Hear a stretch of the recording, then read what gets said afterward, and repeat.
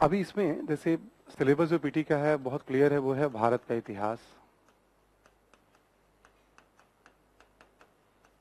ठीक है, सिलेबस जो पीटी का है वो है भारत का इतिहास, क्लियर। और राष्ट्रीय आंदोलन, अब तो राष्ट्रीय आंदोलन पे कुछ बात हमें करनी नहीं है ना।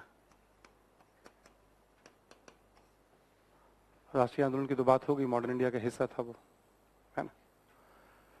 भारत के इतिहास की जब हम बात करते हैं तो ये भी आपको पहले दिन ही क्लियर कर दिया गया था कि 3 इसके हमारे एस्पेक्ट हैं, प्राचीन भारत, मध्यकालीन भारत, मेडिवल हिस्ट्री, एंड आधुनिक भारत।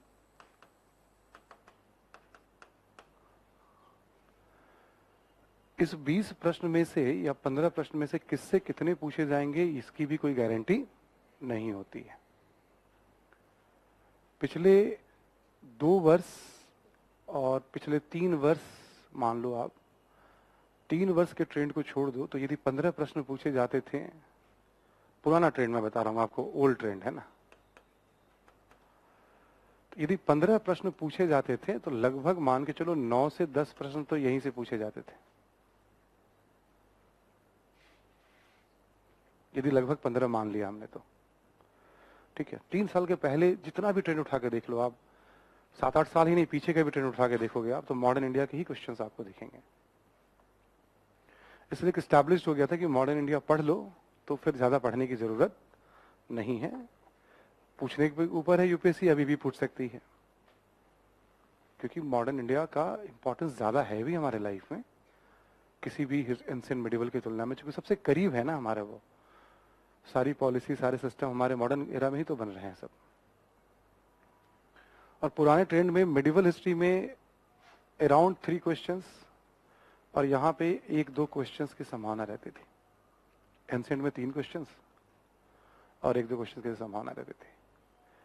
अभी जो न्यू ट्रेंड चला है, जो नया ट्रेंड चला है, वो ऑलमोस्ट इक्वल कर दिया गया है।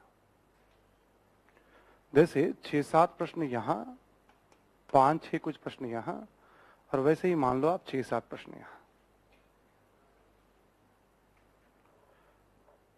ये पिछले 3 वर्षों में हुआ है।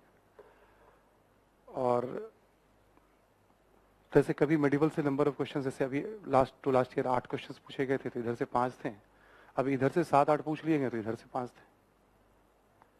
इसका कोई मतलब नहीं होता है गिनती का कि इधर से ज्यादा है कम है, कोई तराजू लेके तो बैठे नहीं है हम कि तौला जाए भैया, ठीक है ना।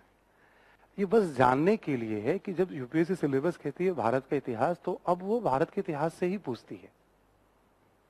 पहले वो आधुनिक भारत के इतिहास से पूछती थी, भारत का इतिहास कह के भी। एक बात यही जानना है इसमें आपको। दूसरा क्या जानना है कि कोई रूल है नहीं, आप इस तरह की गलती मत करिएगा कि ये हमें पसंद आया तो इसको हमने ज्यादा पढ़ लिया, पसंद नहीं आया तो हमने नहीं पढ़ा। आपको एक ही चीज पसंद आना चाहिए कि आपको आईएएस बनना है। और जो जो चीज आपको परेशान ज्यादा कर रहा है, समझने में कठिनाई ज्यादा कर रही है, आप ये सोचिए कि मुझे इसका मास्टर बनना। मास्टर बनने का मतलब यहां नहीं, मतलब कोई पूछे तो मैं उसको समझाने की स्थिति में आ जाऊं। एक और छोटा सा मंत्र है इस एग्जाम का कि जो जो चीज आपको चैलेंज करे और वो रेलिवेंट है, धीरे धीरे ग्रेजुअली ऐसी समझ बनाइए आप कि अपने किसी सहपाठी को, किसी मित्र को, या कोई पूछे तो थोड़ा बहुत आप बताने की स्थिति में भी जो अच्छा है, कंफर्ट है, उससे तो ठीक है ना, वो तो आपका है ही। समझ में आ रही बात? किसी भी, मतलब मैं general science, science and technology, geography, economy, polity, तमाम तरह की बातें मैं कह रहा हूं आपको। लेकिन अपनी ऊर्जा से तो काम करना ही है हमें, है ना। तो एक तो ये थोड़ा सा समझने के लिए हो गया कि भाई चलो यूपीएससी के हाथ में सब कुछ है। पढ़ना उतना ही है पीटी के लिए जितना हमने मॉडर्न इंडिया पे एफर्ट डाला है। एफर्ट में कमी नहीं रखनी है। दूसरा पुराना ट्रेंड क्या था कि एंशिएंट मेडिवल हिस्ट्री से जो क्वेश्चंस पूछे जाते थे 5 साल पहले, ओल्ड ट्रेंड में जो पुराना ट्रेंड था, उसमें क्या होता था, जो भी क्वेश्चन होते थे, ज्यादातर क्वेश्चन या तो कला, मैं बताऊंगा इसके बारे में आपको, कला यानी स्थापत्य, मूर्तिकला, चित्रकला, धर्म, साहित्य, शिक्षा, विज्ञान इत्यादि से पूछे जाते थे। ठीक है, पहले जो ये 5-7 प्रश्न पूछे जाते थे एंशिएंट मिडिवल हिस्ट्री में, ठीक है, उसमें वो जो 5 प्रश्न पूछे जाते थे, बहुत चांसेस होते थे कि 4 या 5 प्रश्न इसी से होंगे। तो आप कभी सुनते होंगे कि मॉडर्न हिस्ट्री कर लो और कल्चरल हिस्ट्री कर लो तो बात बन जाएगी। कभी ऐसा सुना होगा आपने, ठीक है ना? अब टाइम आ गया उसे समझने का भी कि ऐसा क्यों सुना है हमने। इसका महत्व अभी भी है। जैसे मान लो इन दोनों को मिला के 10 प्रश्न पूछे जा रहे हैं, तो इसके चांसेस हैं कि अभी भी इससे 5, 7, 6 प्रश्न पूछे जाएं। बट एक जो बड़ा बदलाव दिखा है कि 3 से 4 प्रश्न राजनीतिक इतिहास से पूछे जाने लगे हैं, जो लगभग एकदम से यूपीएससी की तरफ से उसको प्रायोरिटी पे नहीं रखा गया था एंशिएंट मिडिवल हिस्ट्री में। ठीक है, तो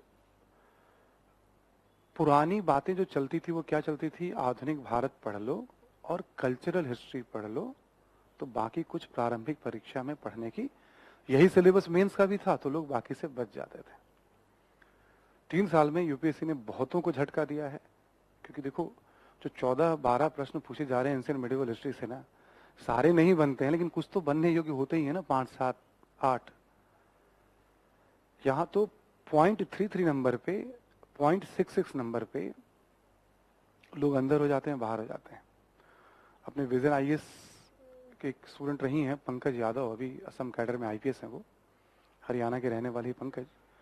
हिस्ट्री ऑप्शनल में मेरी स्टूडेंट भी रही थी जब हम पढ़ाते थे ऑप्शनल, है ना। अभी जिस साल सिलेक्शन हुआ था पंकज का, उस साल प्रीलिम्स में 0.66 मार्क्स से पीटी हुआ था उसका। उसके पहले 2 इंटरव्यू दे चुकी थी वो, पहले अटेम्प्ट में इंटरव्यू फेस की थी वो, 1 इंटरव्यू दे चुकी थी, फिर प्रीलिम्स नहीं हुआ उसका, क्योंकि चीजों को उस तरह से क्रैम, ठीक है, 2 बार प्रीलिम्स नहीं हुआ उसका बैक टू बैक। पहली बार जब राइटिंग वगैरह प्रैक्टिस करते थे, ऐसे ही जैसे बताते हैं आपको, मैं कहता तुम्हारा पहले अटेम्प्ट में पीटी निकला तो इंटरव्यू दोगे, दी भी इंटरव्यू वो, फिर 2 बैक टू बैक पीटी नहीं निकला उसका। फिर जब सिलेक्शन हुआ भी उसका, ठीक है ना, तो 0.66 मार्क्स से अगली बार इंप्रूवमेंट देना था, फिर पीटी नहीं हुआ। उसके बाद तो फिर जॉब की आपाधापी में अब तो उधर ईस्टर्न असम की तरफ, लोअर ईस्टर्न असम की तरफ, कोई डिस्ट्रिक्ट मुझे ध्यान नहीं वहां पे इस समय पोस्टिंग है उसकी। छोटी सी बात, इंपॉर्टेंस है ना, एक एक नंबर का इंपॉर्टेंस है। चाहे आपको फिजिक्स से मिले, केमिस्ट्री से मिले, जो बनने योग्य है वो तो बनाएंगे ना हम। इसलिए मैंने पहले कह दिया, हिस्ट्री की बात ही नहीं कर रहा, मैंने तो कहा कि सबका चॉइस आपका है भाई। ज्योग्राफी, पॉलिटी, इकोनॉमी पढ़ना है हमें। जो बनने योग्य आसानी से सवाल है वो कहीं से भी बने, ये नहीं कि वो हिस्ट्री से ही बने और पॉलिटी से ही बने। हमें जिद तो करनी कि हर जगह से बनाएंगे हम जिद करेंगे तो कुछ क्वेश्चन जिद के बाहर भी जाएंगे, बाकी रेंज में भी रहेंगे। इतना इंपॉर्टेंट है। अब सोचो ना, एक मास लेवल पे स्टूडेंट, मतलब क्लास में भी, जैसे अपने विजन में भी मैं पढ़ा, 17 से शुरू हुआ हमारा बैच, हमने पढ़ाया, मैं कह भी रहा हूं तो अब बच्चे क्या होता है, आसपास संपर्क में रहते हैं कुछ कुछ लोगों के, मतलब अब धीरे धीरे वो भी ऑरा खत्म हो गया लोगों का, अब ठीक है, अब ज्यादा वो भटकते नहीं है अब। अरे पढ़ने की जरूरत ही नहीं है, सर कह रहे तो क्या तुम, ठीक है ना। जब क्वेश्चंस आया तो इतना तेज झटका लगा लोगों को, उसी में जो थोड़े स्मार्ट थे, हमने कहा जितना क्लास में करा रहा हूं उतना ही पढ़ लो ना। इसमें भी 7-8 सवाल आए थे, 5 सवाल क्लास नोट से थे, जिन लोगों ने पढ़ा वो बाहर निकल गए, क्योंकि मास लेवल पे लोग नहीं पढ़ते थे। अगली बार लोगों को लगा गलती से ऐसा ट्रेंड रहा होगा, फिर ऐसा ही हो गया, एंशिएंट मेडिकल से क्वेश्चंस फिर रिपीट हो गए। तब लोगों ने माना कि हाँ ये ट्रेंड है। जब तीसरी बार क्वेश्चन तसल्ली से आ गए हैं ना, तो अब ये चर्चा शुरू हो गई कि नहीं, एंशिएंट मेडिकल हिस्ट्री भी पढ़ने की कोई चीज है। बाहर हो जाएंगे आप। 10 क्वेश्चंस पूछे जा रहे हैं, 12 क्वेश्चंस पूछे जा रहे हैं, 50% का रेशियो 12 पूछे जा रहे हैं, तो 6 तो बनाएंगे हम नेगेटिव हटा करके। इतना कहाँ एडवांटेज होता है इस तरह के एग्जाम में, जहां ठीक है कि हम चीजों को बेहतर कर पाए। इसलिए पूरी तरह से मन में रखिएगा, जैसे हमने मॉडर्न पढ़ा है वैसे हमें एंशिएंट मेडिवल पे भी ध्यान देना है, क्योंकि मेंस भी है। पीटी का तो बात क्लियर हो गया ना। थोड़ा बहुत आइडिया दिया आपको पुरानी और नई बातें, क्योंकि आप क्वेश्चन पेपर देखोगे तो थोड़ा बहुत ट्रेंड आप भी देखोगे, है ना। तो दो बातें आपको बताई, अब इक्वली इंपॉर्टेंस है, गेस नहीं करना है। ये जहां पढ़ते हो वहां लिख के रख देना, पूरे सिलेबस पे इक्वली ध्यान देना है भी, जब आप तैयारी कर रहे होते हैं तो। फिर हम चूजी होते हैं थोड़ा बहुत, चलो किसी का नंबर ऑफ रिविजन ज्यादा करेंगे, किसी का कम करेंगे, छोड़ते नहीं है। रिविजन में फर्क पड़ता है, ठीक है। जैसे बुद्धिज्म से एक क्वेश्चन हर एक साल आता था, तो उसमें डेप्थ में जाइए। लिटरेचर से क्वेश्चन आ रहा है तो डेप्थ में जाइए, थोड़ा बढ़ाइए उसका दायरा। ये ट्रेंड होता है, ना कि हम छोड़ देंगे हम। आइए और आगे बात करते हैं।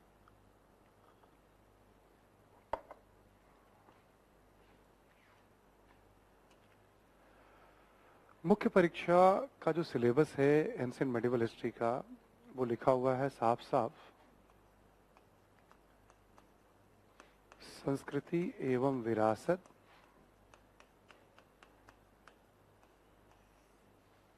ठीक है, संस्कृति एवं विरासत, प्राचीन काल से आधुनिक काल तक, ठीक है।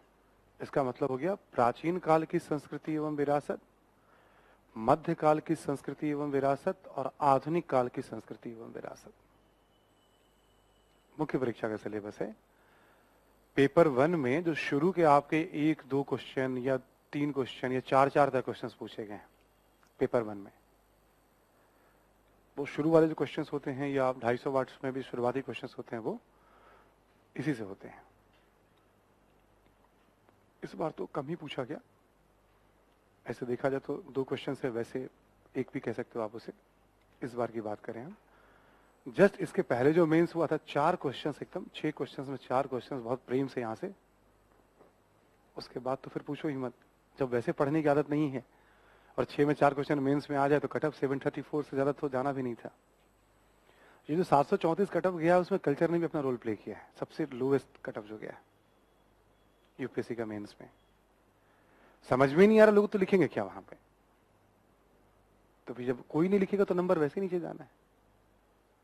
मतलब कोई टूटता फूटता इधर उधर करके लिख देगा। चलिए आइए बढ़ते हैं। क्या हमने बताया आपको, प्राचीन काल, मध्यकाल, आधुनिक काल। अभी हम मध्यकाल को छोड़ते हैं, आधुनिक काल को छोड़ते हैं। आधुनिक काल पे जो बात हुई है, कुछ बात अभी हम और करेंगे, करीब करीब एक क्लास आपसे और करेंगे हम। जैसे हमने जो एजुकेशन आपको बताया, सामाजिक धार्मिक सुधार आंदोलन बताया, वो कल्चर का पार्ट था, उसको हम कह सकते हैं आधुनिक भारतीय कल्चर। थोड़ा आर्किटेक्चर, पेंटिंग और रंगमंच, ये सब भी एक क्लास में आपको मैं बताऊंगा अभी इसी के साथ साथ, लास्ट वाली क्लास में, वो भी मॉडर्न इंडिया से रिलेटेड होगा। तो उसको छोड़ते हैं, मेडिवल इंडिया जब शुरू करेंगे तब बात करेंगे। फिलहाल एंशिएंट की बात करते हैं। प्राचीन कालीन संस्कृति एवं विरासत की हम बात करें तो प्राचीन काल में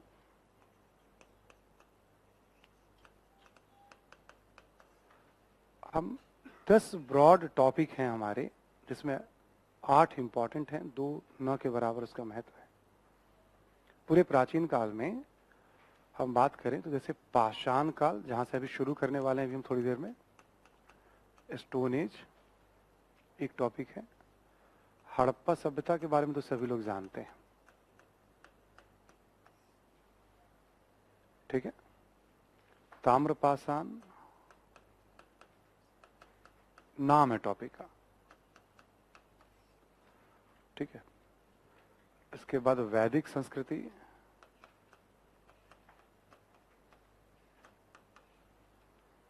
ठीक है, लिखना चाहें तो लिख भी सकते हैं आप लोग इसको, वैदिक संस्कृति।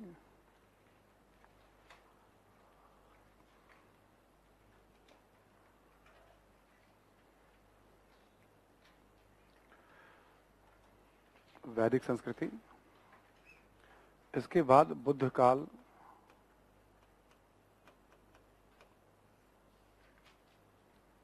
फिर मौर्य काल,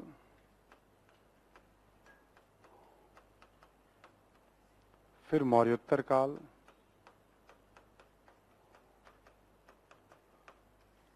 आफ्टर दैट गुप्त काल,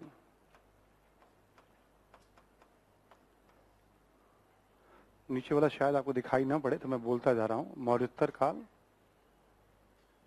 ठीक है, मौर्य काल, मौर्योत्तर काल, गुप्त काल, गुप्तोत्तर काल, पोस्ट गुप्ता,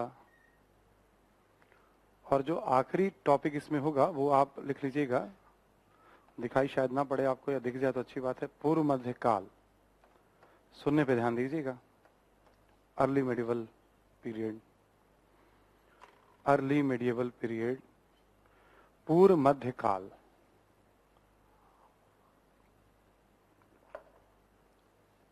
मैं ऊपर से एक बार क्रम बोल दे रहा हूं पूरा। पाषाण काल, हड़प्पा सभ्यता, ताम्रपाषाण काल, वैदिक संस्कृति, बुद्ध काल, ठीक है, ठीक जा रहा है सभी का ना? मौर्य काल, मौर्योत्तर काल, ठीक है, गुप्त काल, गुप्तोत्तर काल, पूर्व मध्य काल, ठीक है। तो जैसे हमने कहा हमें संस्कृति एवं विरासत पढ़नी है, तो प्राचीन भारत की संस्कृति और विरासत में क्या पढ़नी है हमें, मेंस के हिसाब से बात करें हम तो ये 10 टॉपिक। भारत का इतिहास हमें पढ़ना है तो प्राचीन भारत में हमें क्या पढ़ना है, तो यही 10 टॉपिक। नॉर्मली क्या होता है समझने के लिए मैं बताऊं, जैसे आपका मान लो वैदिक संस्कृति हम पढ़ रहे हैं, ऊपर का थोड़ा ट्रेंड अलग है, वैदिक काल पढ़ रहे हैं हम, ठीक है। तो वैदिक काल में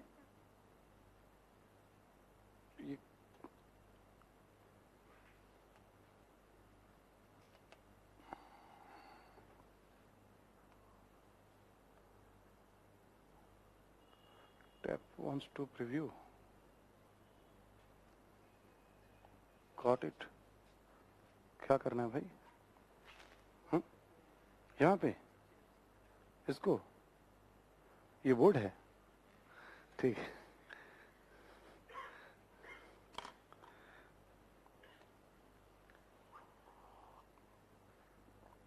टेक्नोलॉजी के जमाने में मैं भी अपने आप को आदिमी मानता हूँ, प्रिमिटिव मानता हूँ, ठीक है ना? आपको थोड़ा लगेगा बड़ा अजीब सा कि हमें नहीं पता कि फेसबुक क्या होता है, ठीक है ना, मतलब ट्विटर भी क्या होता है। हमने आज तक लाइफ में एक भी मेल नहीं किए, कभी कंप्यूटर ऑपरेट नहीं किया, पहली बार स्मार्ट बोर्ड पे ही ऑपरेट कर रहा हूँ, ठीक है। फर्स्ट टाइम लाइफ में स्मार्ट बोर्ड ही ऑपरेट कर रहा हूँ, ठीक है ना। तो इतना तो स्मार्ट है कि बोर्ड ऑपरेट कर लेंगे धीरे धीरे हम, है ना, ठीक है। अभी भी पुराने तरीके से चलता हूँ, 10-20 नंबर याद रहते हैं, फोन नंबर हमें, ठीक है, मतलब फोन देखना नहीं पड़ता है हमें, है ना। मतलब 25-50 नंबर भी हो सकता है याद हो यहाँ वहाँ के, मतलब वैसी पुरानी ही प्रैक्टिस चल रही है हमारी, मतलब, ठीक है। तो हाँ, अभी बता रहा था मैं कि जैसे वैदिक संस्कृति में आ गया मैं, ऑलराइट, या बुद्ध काल या मौर्य काल। पहला 3 टॉपिक अभी थोड़ा बैकग्राउंड बताऊंगा इसके बारे में। तो किसी भी काल को एंशिएंट और मिडिवल हिस्ट्री में हम पढ़ते कैसे हैं? अब क्या हुआ ये भाई, ये कैसे हो रहा है, क्या हो रहा है? मैं तो टच भी नहीं कर रहा हूं, ठीक है। अभी जैसे मान लो कोई काल हमने लिया, वैदिक संस्कृति हमने ली, तो हमने कहा राजनीतिक इतिहास और आर्थिक इतिहास, सामाजिक इतिहास और सांस्कृतिक इतिहास। एक बात सबसे पहले आपको समझना जरूरी है यहाँ पे कि किसी भी काल में, चाहे हम बुद्ध काल हो, मौर्य काल हो, मतलब कोई भी काल हो, तो उसके 4 हिस्से होते हैं। कभी कभी ऐसा लगता है जैसे सांस्कृतिक इतिहास, कल्चरल हिस्ट्री समथिंग डिफरेंट है, हिस्ट्री का वो एक पार्ट है। इन 10 के 10 टॉपिक का यदि हम सांस्कृतिक इतिहास जमा करते हैं तो एंशिएंट हिस्ट्री कल्चर हो जाएगा, वो एंशिएंट कल्चर हो जाएगा। मेडिवल के 4 मेजर यूनिट होते हैं, चारों के कल्चर हम जमा करते हैं तो मेडिवल कल्चर हो जाएगा। एकदम से एक बनी बनाई धारणा है कि आर्ट एंड कल्चर कुछ अलग है और हिस्ट्री कुछ अलग है, एंशिएंट हिस्ट्री। ये इस तरह से बोलना भी मूर्खता है। मैंने क्या वर्ड यूज किया? मूर्खता। तो मैं उम्मीद करता हूं कि क्लास में जितने भी स्टूडेंट्स हैं गलती ना करेंगे बोलने में भी कम से कम। ठीक है, अभी एक बार लर्न कर लेना आपको कि भाई कल्चर जो है हिस्ट्री का ही पार्ट है, इंटीग्रल पार्ट है वो। ठीक है, अब जैसे हमने क्या बताया कि पहले पीटी में 3 साल पहले जो सारे सवाल होते थे वो सांस्कृतिक इतिहास से ही पूछ लिए जाते थे। अब उसने आर्थिक, सामाजिक, राजनीतिक से भी पूछना शुरू कर दिया, क्योंकि सिलेबस कहता है पीटी में भारत का इतिहास। भारत का इतिहास का मतलब वो सब पढ़िए आप। मेंस का सिलेबस कहता है सांस्कृतिक इतिहास पढ़ना है, संस्कृतियों विरासत, तो मेंस में आपके सवाल केवल इसी से, मेंस के जो सवाल होंगे आपके वो इस पे फोकस होंगे। किसी भी काल के 4 हिस्से हैं, 10 टॉपिक है तो उसके 4 हिस्से हो गए, 40 हिस्से हो गए। ऐसे गिनती करो तो 2-2, 5-5 मिनट के भी हिस्से हैं इसमें। ठीक है, तो उसमें एक हिस्सा आपका हो गया कल्चर। 10 टॉपिक है कल्चर आपने पढ़ा, तो कल्चर, एंशिएंट कल्चर हो गया आपका। समझ में आ रही बात यहां तक सभी को? ऐसे ही मिडिवल में है, ऐसे ही मॉडर्न का, चूंकि मैंने पढ़ा दिया है आपको, आधा से ज्यादा पढ़ा दिया है कल्चर वाला खंड। मॉडर्न इंडिया में आधा रह गया है, वो मैं कराऊंगा, एक क्लास में हो जाएगा आपका वो। जब मैं बताऊंगा तो फिर एक मॉडर्न कल्चर करके अलग से खाका खींच दूंगा मैं। सिलेबस कह रहा है प्राचीन, मध्य और आधुनिक कालीन संस्कृति पढ़नी है हमें। यस, सिलेबस पहले। अब कैसे पढ़ेंगे, क्रम भी बता दिया आपको। ठीक है, अब ध्यान रखने वाली बात की अभी थोड़ी देर पहले हमने बताई, सांस्कृतिक इतिहास में हम क्या ध्यान रखते हैं, एक कला, जिसको हम कहते हैं ना आर्ट एंड कल्चर पढ़ना है। बेसिकली आर्ट कल्चर का ही एक पार्ट है। कल्चर के अंदर हम आर्ट पढ़ते हैं। ठीक है, कला में कई सारे पहलू आ जाते हैं, जैसे ये क्लासरूम बनी हुई है ना, ये आर्किटेक्चर हो गया आपका, स्थापत्य या वास्तुकला,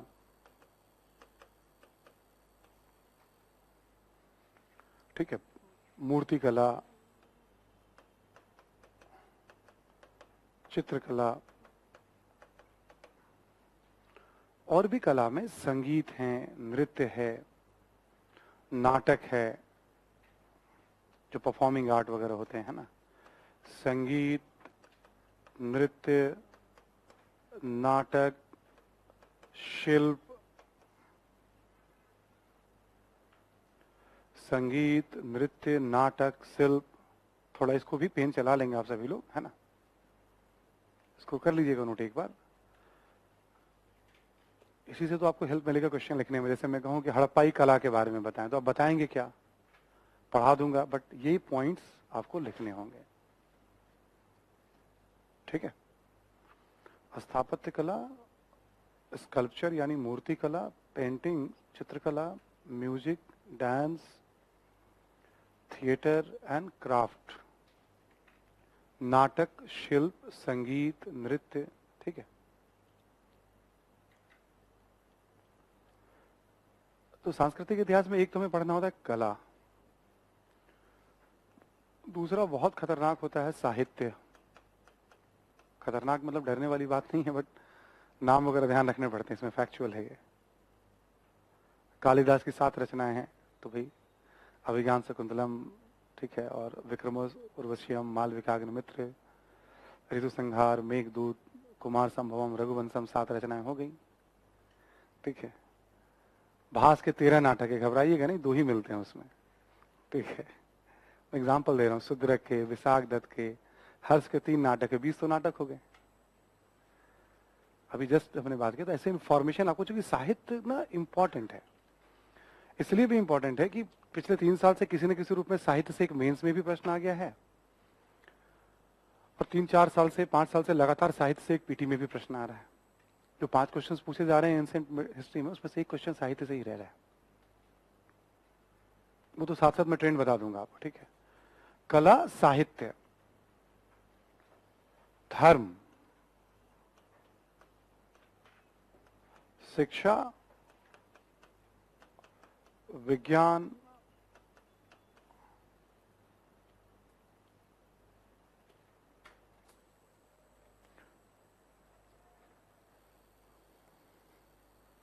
शिक्षा, विज्ञान, ठीक है, तो अब ऐसे केवल सुन लीजिए, लिखना नहीं है अब आपको, जब मैं पढ़ाऊंगा तब लिखिएगा। राजनीतिक इतिहास में क्या होता है, थोड़ा वंशावली, प्रशासन के बारे में, युद्धों के बारे में, साम्राज्य की सीमा के बारे में। आर्थिक इतिहास में क्या होता है, खेती, कृषि, पशुपालन, व्यापार, शिल्प, सिक्के, शहर, परिवहन के साधन जो पहले भी हमने बताए हैं। सामाजिक इतिहास में क्या होता है, समाज में अलग अलग वर्ण, वर्ग या जाति, दास प्रथा, छुआछूत जैसी जो कुरीतियां रही समाज में, महिलाओं की दशा, खान पान, पहनावा, आवासीय, ऐसे सुविधा के लिए सब बटा हुआ है। क्लियर ना सभी को? जैसे मान लो हम बुद्ध काल पढ़ेंगे तो बुद्ध काल में क्या पढ़ेंगे हम, राजनीतिक इतिहास, आर्थिक इतिहास, सामाजिक, और मौर्य काल में भी सेम चारों खंड पढ़ेंगे हम हर टॉपिक में। ऊपर के 3 में थोड़ा पैटर्न चेंज होगा, मैं बता रहा हूं आपको। क्लियर यहां तक सभी को? तो 10 टॉपिक में ये आपको पढ़ना है ना, सांस्कृतिक इतिहास। अब देखो, एक संस्कृति और विरासत 2 शब्द है, अभी बस आप इतना बैठा सकते हैं तो दिमाग में बैठा लीजिएगा। विरासत तो ठीक से बैठ जाएगा संस्कृति में, कि संस्कृति जो होता है जीवन जीने का तरीका होता है, वे ऑफ लाइफ होता है। बहुत सिंपल सा डिफरेंस। कल्चर क्या होता है, बहुत सारे डिफिनेशन है इसके, आप केवल इतना रखिएगा, जीवन जीने का तरीका। जैसे हम सब, हमारी राजनीतिक सोच, व्यवहार और आदतें क्या हैं, हम सामाजिक अंतःक्रिया क्या है हमारी, आर्थिक गतिविधियों में किस तरह से हम अपने आप को हम, ठीक है, और इन पक्षों को लेकर हमारा किस तरह का इंटरेस्ट हमें दिखाई। राजनीति हमसे है, समाज के अटूट हिस्सा हम ही है, अर्थव्यवस्था भी हमसे है। ये सब किसको रिफ्लेक्ट करता है, हमें रिफ्लेक्ट करता है। समझ में आ रही बात सभी को ना? ये चारों सेगमेंट तो हमसे ही है ना, लोगों से ही तो है। इतिहास पढ़ रहे तो लोगों के बारे में तो पढ़ रहे हैं हम। क्लियर ना? कल्चर अपने आप में बहुत ब्रॉड होता है, उसमें राजनीति भी आ जाता है, समाज भी है, अर्थव्यवस्था भी है, और ये भी है।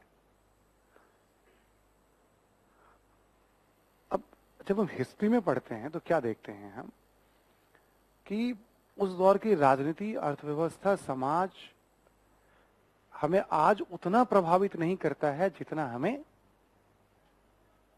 प्रभावित करता है। उस दौर के राजनीति के तत्व आपको आज बहुत विजिबल नहीं दिखेंगे। समाज की कुछ कुछ विशेषताएं तो दिख जाएंगी आपको, अर्थव्यवस्था की कुछ कुछ बेसिक चीजें पता भी नहीं चलेगा उस दौर से हम। बट धर्म की बात करें, हिंदू धर्म की बात करें हम, बौद्ध धर्म की बात करें हम, जैन धर्म की बात करें हम, थोड़ा पूर्व मध्यकाल और मध्यकाल में आएंगे तो इस्लाम धर्म की बात करें हम, सिख धर्म की बात करें हम, ज्यादा अंतर नहीं लगेगा आपको। जैसे आज जो हमारे धार्मिक व्यवहार हैं और उस समय धार्मिक व्यवहार थे, ठीक है, बहुत फर्क नहीं पड़ना है। जो उस समय योग का तौर तरीका था, मेडिटेशन, योग वगैरह था, वो आज और ज्यादा फर्क नहीं है। उस समय का आयुर्वेद और आज के आयुर्वेद, बस उसमें जो विज्ञान के जो तौर तरीके थोड़ा बहुत वो सब अपनाए जा रहे हैं। तो संस्कृति का मतलब क्या होता है, जीवन जीने का तरीका। जैसे हम बोलचाल की भाषा में आज आपको हम कह सकते हैं कि अच्छा बताओ आज की राजनीतिक संस्कृति क्या है, 5 राज्यों में भी चुनाव हो रहे हैं, यानी राजनीतिक आदतें, राजनीतिक सोच, राजनीतिक व्यवहार, जिस पार्टी में टिकट मिल गया हम उसी के हो लिए, जो भी प्यार से मिला हम उसी के, है ना। अब जैसे मान लो कल मुझे भाजपा में टिकट मिल गया, जो कि मुश्किल काम है, ठीक है ना। तो सपा में था यदि मान लो, तो मैं आज मतलब बस टिकट मिलते ही सपा की आलोचना शुरू, और भाजपा ने टिकट नहीं दिया तो वापस सपा में आ जाएंगे, नहीं गलती से मैं चला गया था भाजपा में। हम क्या देखते हैं, अवसरवादिता एकदम चरम पर है, लालच, सिद्धांतों की बलि, मतलब येन केन प्रकारेण सत्ता और पद हमें तो राजनीतिक व्यवहार में दिखाई पड़ता ही नहीं दिखाता, आइडियोलॉजी का कोई रोल दिखाई नहीं पड़ता है। तो क्या ये पॉलिटिकल कल्चर नहीं है क्या? करप्शन में इन्वॉल्वमेंट, ये सब पॉलिटिकल कल्चर का ही तो एक पार्ट बना हुआ है। इसलिए सबसे पहले तो ये बैठा लीजिए आप, बाकी चीजों को छोड़ करके, अब कल्चर इन ब्रॉड सेंस मतलब हमसे ही है, चाहे राजनीतिक व्यवहार हो हमारा, सामाजिक व्यवहार हो हमारा, उसका रिफ्लेक्शन होता है, आर्थिक व्यवहार हो हमारा, या अदर एक्टिविटीज हो हमारी। एंशिएंट मेडिवल हिस्ट्री में अदर एक्टिविटीज को हम क्यों इंपॉर्टेंस देते हैं? हम वो चीजें लगभग वैसे ही आज भी हमारे जीवन में कहीं ना कहीं उसका इंपॉर्टेंस, बस हम ध्यान नहीं देते उसे। यहां बैठे हुए सभी लोगों की कोई ना कोई एक जातिगत पहचान होगी, चाहे उनका धर्म कोई भी हो। ये जातिगत पहचान कैसे, ठीक है जन्म के साथ चली आई भाई, इसमें हमारा क्या रोल है?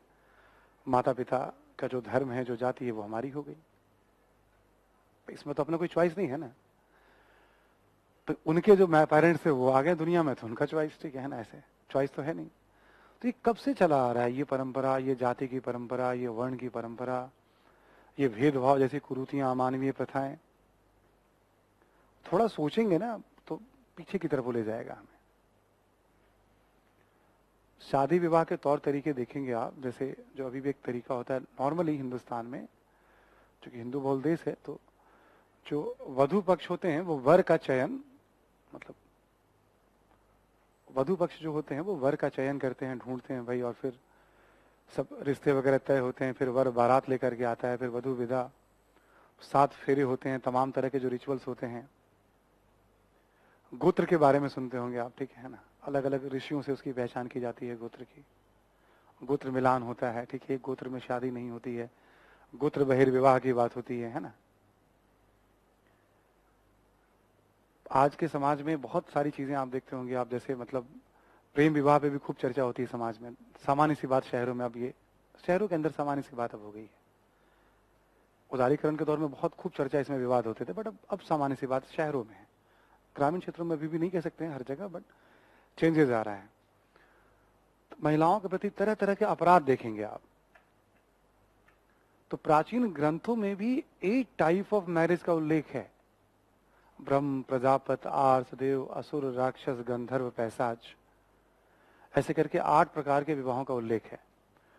मैं कैमरा से बाहर चला गया हूं सरो, ठीक है, मैं कैमरे में आ जाता हूं।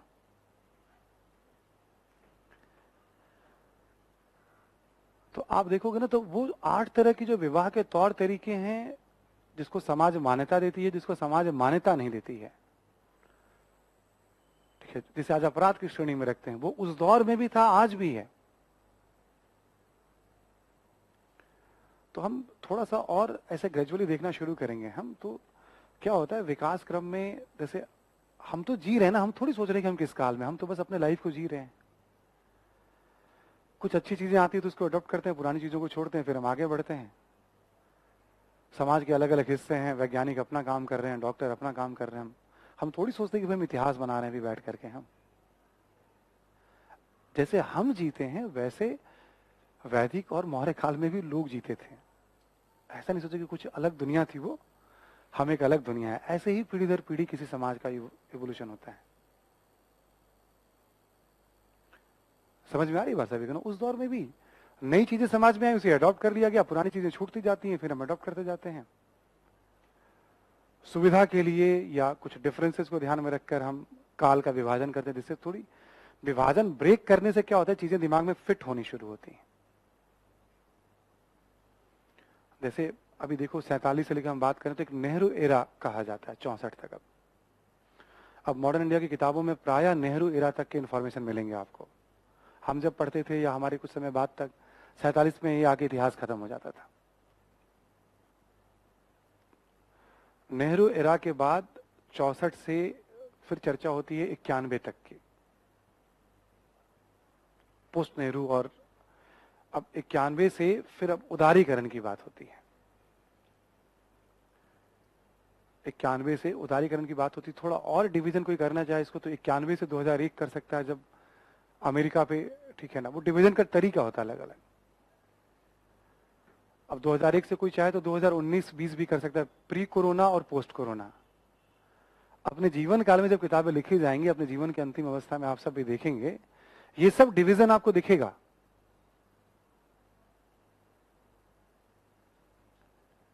ठीक है, ये सब डिवीजन आपको दिखेगा।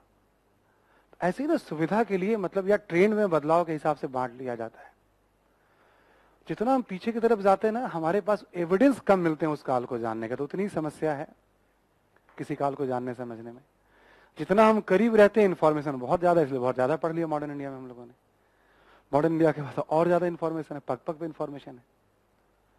जैसे जैसे पीछे चलते जाएंगे वैसे वैसे है, लेकिन प्रामाणिकता नहीं है बहुत इन्फॉर्मेशन की। तो सोसाइटी ऐसे इवॉल्व करती आती है। उस दौर, पुराने दौर की, मध्यकाल की बहुत सारी चीजें हमारे जीवन में प्रभावित हो रही हैं। सूफी संगीत के बारे में सब लोग जानते होंगे, है ना। मतलब बहुत सारे गायक हैं और अक्सर आप गाना सुनोगे तो पता भी नहीं चलेगा, लगभग आइडिया रहता है, ये लोग गुनगुनाते भी रहते हैं थोड़ा बहुत। बाथरूम सिंगर तो लगभग सब लोग होते ही होते हैं। जो नहीं भी होते हैं, दावे से मैं कहता हूँ ठंड में तो बाथरूम में नहाने गए तो गाना गाएंगे ही गाएंगे वो। पता नहीं क्या इसका साइंटिफिक रीजन है, वो मतलब बहुत लाउड भी गा सकते हैं वो। ठीक है, यस और नो? देखो सब नहीं तैयार नहीं कि सर कहीं बोलना दे, अच्छा कहा के सुना। बहुत सी चीजें हैं, मतलब हम मेडिवल कल्चर की बात करेंगे, हमें पता ही नहीं होता कि हम कैसे उन चीजों को अडॉप्ट करके अपने साथ। तो यूपीएससी के क्वेश्चंस में, ज्यादातर क्वेश्चंस में जो होते हैं ना, मैक्सिमम क्वेश्चन में यदि हम अवेयर हैं अपने आसपास की चीजों से तो हम उसे अटेम्प्ट कर सकते हैं। शुरू से बस पढ़ने का हमें वो तरीका रखना है। इन्फॉर्मेशन तो रहेंगी याद कर, पढ़ने का हमें वो तरीका रखना है जो हम पहले टॉपिक से ही हम उसको ग्रिप में लेना शुरू करेंगे। तो संस्कृति ब्रॉड सेंस में क्या होता है? राजनीति, समाज, अर्थव्यवस्था, धर्म, शिक्षा, साहित्य, सब जो कि वे ऑफ लाइफ होता है। प्राचीन, मध्यकाल और आधुनिक काल में हम इसी पे बल ज्यादा क्यों देते हैं हम? क्योंकि ये चीजें आज भी लगभग यथावत वैसे ही हमारे जीवन में थोड़े बहुत संशोधनों के साथ मौजूद है। क्लियर ना सभी को? इसलिए किताब में भी ऐसा डिवीजन होता है। तो हम पढ़ेंगे सबको, इस पे ज्यादा ध्यान देंगे हम हर टॉपिक में, क्योंकि पीटी भी यही है आपका सबसे ज्यादा इंपॉर्टेंट, पीटी में भी और मेंस में भी। बट रूल ऑफ एवरेज जो है हमारा राजनीति, अर्थव्यवस्था, समाज पे भी हम काम करेंगे। विरासत जो होता है, जैसे मान लीजिए दादाजी जो छोड़ करके गए पिताजी को, पिताजी जो हम लोगों के लिए, हम अगली पीढ़ी को, मतलब एक भौतिक विरासत होता है, एक मूर्त होता है, एक अमूर्त होता है। मूर्त कहने का मतलब जैसे कोई मकान है, गाड़ियां हैं, जमीन है, सोने चांदी गहने जिसे हम छू सकते हैं, भाई हाँ ये सब संपदा है, ठीक है। कुछ भी और भी शेयर वगैरह कुछ भी जो जैसा, ठीक है, जो देखे जाते हैं। और एक होता है विचार, संस्कार, आदतें, ठीक है, जीवन कैसे जीना चाहिए, परिवार में कैसे जीना चाहिए, समाज में, दोस्तों के साथ, महिलाओं के प्रति नजरिया, मतलब सारी आदतें, जो व्यवहार, संस्कार, जो परिवार में जो शिक्षाएं होती हैं, है ना। दो तरह से हमें विरासत, ठीक है, अब अपनी बात करें, वैसे ही हर काल की कई ऐसी चीजें हैं जो बाद वाली काल में या हमें आज भी दिख जाती हैं। हमने मॉडर्न इंडिया भी पढ़ा है एग्जाम्पल के तौर पे। हम जो सिविल सेवा की तैयारी कर रहे हैं, इस व्यवस्था की शुरुआत, प्रतियोगिता परीक्षा, सिलेबस, एग्जाम, शुरुआत किसने की? या अंग्रेजों ने की। एक मोटे तौर पे अंग्रेजों की विरासत है। हम जिस पुलिस की बात करते हैं वो अंग्रेजों की देन है, जिस सेना की बात करते हैं वो अंग्रेजों की देन है। संविधान के द्वारा शासन की परंपरा अंग्रेजों ने शुरू की, कानून के शासन की परंपरा अंग्रेजों ने शुरू की, समानता, स्वतंत्रता, अभिव्यक्ति की आजादी, संगठन, भारत में शुरुआत अंग्रेजों ने की। पॉलिटिकल पार्टीज की शुरुआत ब्रिटिश शासनकाल में हुई। चुनाव की परंपरा अंग्रेजों के समय शुरू हुई, प्रत्यक्ष हो अप्रत्यक्ष हो। हम कह सकते हैं ये सब राजनीतिक विरासत है अंग्रेजों की। समझ में आ रही बात सभी को ना? ये सब आधुनिक उद्योगों की शुरुआत, आधुनिक परिवहन के साधनों की शुरुआत, बैंकिंग की शुरुआत सब ब्रिटिश काल में हुई। ये अंग्रेजों की आर्थिक विरासत है। क्लियर ना? विरासत क्या मतलब होता है? लिगेसी या हेरिटेज की बात करें हम, तो एक काल से दूसरे काल में और धीरे धीरे वो परंपरा जितना आगे तक या हमें आज तक, देखिए आज तक पकड़ना ज्यादा आसान होता है हमें। संस्कृति एवं विरासत, दो शब्द पे मैं थोड़ा चर्चा कर रहा था, आपको बता रहा था सिलेबस शुरू करने के पहले, है ना। संस्कृति, वे ऑफ लाइफ, क्या पढ़ेंगे क्लियर कर दिया। विरासत, जब हम पढ़ते जाएंगे तो देखेंगे जैसे वैदिक काल की कौन कौन सी चीजें आज हमारे जीवन में, बुद्ध काल की कौन कौन सी चीजें आज विरासत है, मौर्य काल की कौन कौन सी विरासत आज है, बाद के कालों में, और आज ऐसे करके हम देखते चले जाएंगे। हर काल की संस्कृति और हर काल की विरासत, यही है आपका सिलेबस मेंस का, और यही है सिलेबस आपका पीटी का। 10 टॉपिक ये, मेडिवल के 4 टॉपिक, 14 टॉपिक, बस 14 टॉपिक पे ये काम करना है आपको, है इंफॉर्मेशन, ठीक है। तो अब हम लोग आते हैं पहले टॉपिक पे। एक छोटी सी जानकारी और आपको देते हैं हम शुरू करने के पहले। जो कोई भी टॉपिक है हम पढ़ेंगे अब हम, तो इसके बारे में जानकारी, सौरभ इधर एक बार चाय के लिए कहिएगा, है ना। कैमरे से बाहर हो गया था क्या फिर मैं, लग रहा था, ठीक है। असल में देखो बोर्ड है यहां तक, है ना, तो हम तो यहां से ही आगे बढ़ेंगे ना, हम बढ़ते हुए जाएंगे आगे तक हम, है ना, ठीक है। तो टेक्निकल मैं बता रहा हूं, तो टेक्निकल टीम सुन रही होगी हमारी बात, है ना। तो कैमरे का रेंज थोड़ा बड़ा रखना पड़ेगा हमें, ठीक है ना। अब मैं क्या कह रहा था आपको कि कोई भी काल हम पढ़ते हैं तो उसके बारे में हम जानते कैसे हैं, बहुत इंपॉर्टेंट है, कल्चर का ही पार्ट है। उसके बारे में हम जानते हैं स्रोत से, सोर्स से। सोर्स दो तरह के होते हैं, यहां मैं समझा देता हूं आपको जरा एक बार। एक होते हैं पुरातात्विक स्रोत,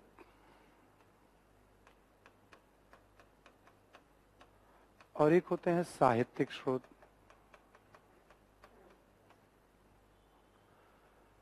किसी भी काल को हम जानते हैं, जितने प्राचीन काल में, जैसे पाषाण काल, हड़प्पा काल। पुरातत्व का मतलब क्या होता है, एक तरह से पुरातत्व हो गया वो विज्ञान है, वो विधा है जहां हम भौतिक अवशेषों का अध्ययन करते हैं। जैसे मान लो ये इमारत अभी हम लोग बैठे हुए हैं, इसका यूज होना बंद हो जाए, ऐसे ही पड़ा रहा, धीरे धीरे देखो कि मलबे में बदल जाएगा ये। धूल धक्कड़ मिट्टी वगैरह, पशु पक्षी सब मिलते हुए मलबे में, है ना। कभी 200-300 साल के बाद किसी को लगेगा कि हाँ भाई शायद ऐतिहासिक महत्व की चीजें हो सकती हैं इसमें। कुछ सुजीत सर कभी क्लास लेते थे यहाँ पे, है ना, अनुसंधान शुरू हो जाएगा, तो वो आएंगे धीरे धीरे। मतलब एक तरीका होता है उत्खनन का, ठीक है, वो ऊपर वाले हिस्से से फिर ऐसे करके एक सिस्टम होता है उनका। 5 फीट 60 फीट को एक लेयर मान लेते हैं, फिर अगले 7 फीट को एक लेयर, फिर अगले 7 फीट को एक लेयर, ऐसे करके। मोटे तौर पर 10 फीट का सिस्टम है ना, 10 फीट यानी एक फ्लोर, एक लेयर। उत्खनन करना शुरू करेंगे, वस्तुओं को निकाल निकाल के रखना शुरू करेंगे। बॉटल मिला, ग्लास मिला, मार्कर मिला, बोर्ड, पंखा, एसी, है ना, सब ऐसे करके रख लेते हैं वो। तो जो चीजें यहां से मिली ये भौतिक वस्तुएं हो गई। पुरातत्व क्या करता है, भौतिक वस्तुओं का काल निर्धारण करता है, किस काल का हो सकता है। उनका एक मेथड होता है, साइंटिफिक मेथड, वो बहुत मान्य है वो, ठीक है। और एक मेथड होता है उनका जब हम पढ़ते हैं, ठीक है, और उसी मेथड पे काल तय करते हैं, इस काल का हो सकता है। वो बताएंगे भाई कि ये जो क्लासरूम था ये मोदी एरा में था, ठीक है, ऐसे नामकरण किया जाएगा। शुरू के जो 3 टॉपिक है ना वो आर्कियोलॉजी पे ही चलेंगे, जो भौतिक वस्तुएं मिलेंगी। उस दौर का कोई साहित्य हमें मिल ही नहीं रहा है। अच्छा, आज की तरह कागज नहीं थे, आज की तरह पेन भी नहीं थे, अब तो ये तो अगले स्टेज में आ गए हम, ठीक है। उस समय क्या होता है, जैसे भोजपत्र हुआ करता था, तार पत्र हुआ करता था। हिमालय में जो बुर्ज वगैरह के जो वृक्ष होते थे उसके छाल को तैयार किया जाता था, जिस तरह से भी लेप वगैरह लगा करके, और उस पे हाथ से, जिसको पांडुलिपि या मैन्युस्क्रिप्ट कहते हैं, जो मूल मूल प्रतियां जो किताब है वो सब वैसे ही चलती थी। पूर्व मध्यकाल में पहली बार कागज, मध्यकाल में कागज का प्रचलन ज्यादा होगा, तुर्कों के आने के बाद कागज का प्रचलन ज्यादा हुआ, क्योंकि इतिहास के प्रति उनकी रुचि थोड़ी ज्यादा थी इस्लाम के साथ ही। पैगंबर साहब के समय से ही तारीख को रखने पे, रिकॉर्ड रखने पे बड़ा बल दिया गया है। ठीक है, तो ऐसे करके मतलब तो साहित्यिक स्रोत यानी उस दौर की वेद या कोई भी रचना है तो बुर्ज पत्र पे, तार पत्र पे लिखी हुई हाथ से रचना है, वो किसी प्रिंटिंग प्रेस में प्रिंट कराई हुई नहीं है। तो साहित्यिक स्रोत और पुरातात्विक स्रोत किसी भी काल को जानते हैं। चौथे नंबर से साहित्य की गिनती शुरू हो जाएगी, वहां वैदिक साहित्य आ जाएगा आपका, ऋग्वेद, सामवेद, यजुर्वेद, अथर्ववेद, ब्राह्मण ग्रंथ आ जाएंगे, अरण्य ग्रंथ आ जाएंगे, उपनिषद आ जाएंगे, उसको वैदिक साहित्य कहते हैं। बुद्ध काल में बहुत सारे साहित्य आएंगे, मौर्य काल में बहुत सारे साहित्य, हर दौर में कुछ कुछ साहित्य, 5, 7, 10। तो हम धीरे धीरे साहित्य भी पढ़ते चले जाएंगे। जब साहित्य मिलना शुरू होगा ना, तब हम उस काल के बारे में और बेहतर तरीके से बता पाएंगे कि वो काल कैसा था। जो पहला 3 काल है, चूंकि साहित्य कोई ऐसा मिलता नहीं है, तो जैसे मान लो अभी ये बोतल है, हम आज के हिसाब से अनुमान लगाते हैं कि ये बोतल पानी पीने के काम, उस समय कोई बोतल मिलेगी तो हम आज जी रहे हैं ना बोतल, हमें क्या पता बोतल, ठीक है, कोई धार्मिक महत्व रहा हो इसका, कुछ और महत्व, क्या महत्व रहा हो नहीं पता हमें। बट इंसान क्या होता है, एक से दूसरी तक तो ज्ञान पास करता ही जाता है ना भाई। तो लगता है कि हम इतना आगे आ गए, बट पुरानी चीजें भी अपने साथ हम कैरी कर रहे होते हैं। लोग कहते हैं कि भाई पूर्वजों का जिन निकाल लो आप, ठीक है ना, और डीएनए मिलान कर लो आप, तो बहुत सारे गुण विशेषताएं आपको, मतलब कई पुरानी पीढ़ी की भी मिल जाएंगी आपको। ऐसे ही विचारों में भी प्रवाहित होता रहता, तभी तो ये सब चीजें चली आ रही हैं। तो पहली बार में देखो अनुमान ज्यादा लगाते हैं हम शुरू के 3 टॉपिक में। तो कोई भी टॉपिक कैसे पढ़ते हैं हम, स्रोत के आधार पे। स्रोत के 2 टाइप्स हैं। कौन कौन से टाइप है, पुरातत्व और साहित्य। ठीक है, जब आप पढ़ना शुरू करोगे किताब में ना, तो पुरातात्विक साक्ष्यों से ये पता चला है, पुरातात्विक साक्ष्य में कभी लिख देंगे भौतिक अवशेषों से पता चला है, कभी लिख देंगे बर्तन से, कभी उपकरण से, ठीक है, कभी इमारतों से, ठीक है, कुछ भी, कभी धातु के किसी, जो भी चीजें मिल रही हैं, चाहे वो इमारत क्यों ना हो, ठीक है, ये कल्चर का पार्ट है। ये जो सोर्स है ये कल्चर का पार्ट है। सोर्स बेस्ड क्वेश्चन भी मेंस में पूछे गए हैं, वो बहुत सिंपल है, जिस मेथड से मैं कराऊंगा सारा कमांड हो जाएगा आपका। ठीक है, तो 2-3 बातें, 4-5 बातें हम लोग कंक्लूड कर लेते हैं जरा एक बार। सबसे पहले मैंने आपको कहां से शुरुआत करी अपनी बात की, नंबर 1 आपको याद होगा तो देखो, पीटी में हिस्ट्री का बहुत इंपॉर्टेंस है, एंशिएंट मेडिवल हिस्ट्री का भी। एक, पीटी में पुराना ट्रेंड क्या कहता था, नया ट्रेंड क्या है कि पूरा पढ़ के जाओ। 2, क्लियर। मेंस में क्या पढ़ना है हमें, पीटी में पूरा इतिहास पढ़ना है हमें, मेंस में हमें संस्कृति वाले खंड को पढ़ना है। 3, संस्कृति और विरासत क्या होता है उसकी एक शुरुआती समझ आपको दी है, बढ़ते बढ़ते वो समझ बिल्ड हो जाएगा आपका। 4, एंशिएंट हिस्ट्री में कितने टॉपिक हमें पढ़ने हैं ये आपके सामने है, 5। हर एक टॉपिक का बेसिस क्या होगा हमारा, सोर्स। 6, सोर्स क्या है हमारा, कल मैंने बताया था आपको, राम शरण शर्मा की बुक। आप बस किताब की दुकान पे कहिएगा राम शरण शर्मा की किताब, पब्लिकेशन थोड़ा उनका बदलता रहता है। एक समय में, हमारे समय में ये एनसीईआरटी हुआ करता था, ये किताब चलती थी एनसीईआरटी के रूप में जब हम तैयारी करते थे। तो इसको ओल्ड एनसीईआरटी आजकल मतलब बोलचाल लोग वो भाषा में कहते हैं इसे।